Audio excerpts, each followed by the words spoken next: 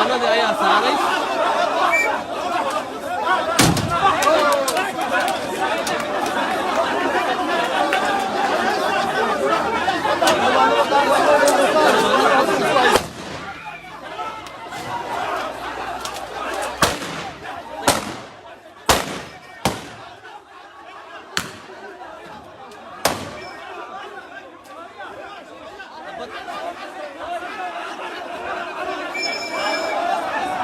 waad u jeedaa xildhibaanadii iyo ciidankii dagaalkan ayaa dhex socda